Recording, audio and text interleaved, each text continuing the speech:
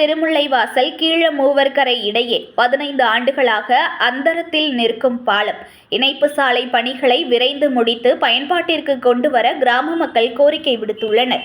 ஆற்றின் மறுகரைக்கு செல்ல 10 கிலோமீட்டர் முதல் 20 கிலோமீட்டர் வரை சுற்றி செல்லும் அவல நிலை ஏற்பட்டுள்ளது. மயிலாடுதுறை மாவட்டம் சீர்காழி அருகே பழையாறு முதல் திருமுல்லைவாசல் வரையிலான 10 கடலோர கிராமங்களையும் திருமுல்லைவாசல் அருகே உள்ள உப்பனாற்றின் மறுகரையில் அமைந்துள்ள கீழமூவர்கரை முதல் தரங்கம்பாடி வரையிலான 16 மீனவ கிராமங்களையும் இணைக்கும் வகையில் கடந்த 2010ஆம் ஆண்டு உப்பனாற்றின் குறுக்கே 27 கோடியே 50 லட்சம் ரூபாய் மதிப்பீட்டில் சுமார் 1.5 கிராம் தூரம் கொண்ட பிரம்மாண்ட பாலம் கட்டும் பணி தொடங்கியது. ஆண்டுகள் செல்ல செல்ல பணிகள் ஆமை வேகத்தில் நடைபெற்று ஆற்றின் மேல்புறம் மட்டும் பாலம் கட்டி முடிக்கப்பட்டது.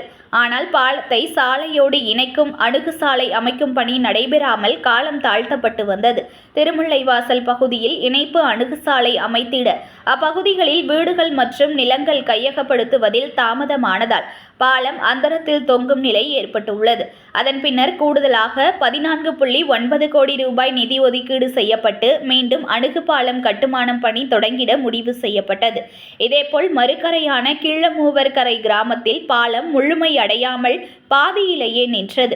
15 ஆண்டுகளாக ஆற்றின் நடுவே பயனற்று அந்தரத்தில் நிற்கும் பாலத்தால் இப்பகுதியைச் சேர்ந்த மீனவர்கள் மற்றும் கடற்கரையோர கிராம மக்கள் ஆற்றின் மறுபக்கம் அமைந்துள்ள கிராமங்களுக்கு செல்ல 10 கிலோமீட்டர் வரை சுற்றி செல்கின்றனர். அதேபோல் நாகப்பட்டினம், காரைக்கால், தரங்கம்பாடி செல்ல 20 கிலோமீட்டர் தூரம் சுற்றி செல்லும் அவல நிலை உள்ளது. மேலும் தொடர்ந்து 15 ஆண்டுகளாக பாலம் பயனற்று கிடப்பதால் பாலத்தின் உறுதித்தன்மை இழந்து பாலம் கட்டி திறக்கும் போதே அதன் உறுதித்தன்மை இல்லாமல் வலுவிழந்து போகும் நிலைமையும் உள்ளது. பல கோடி ரூபாய் அரசு பணம் பாழாய் போகும் நிலைக்கு உள்ளது.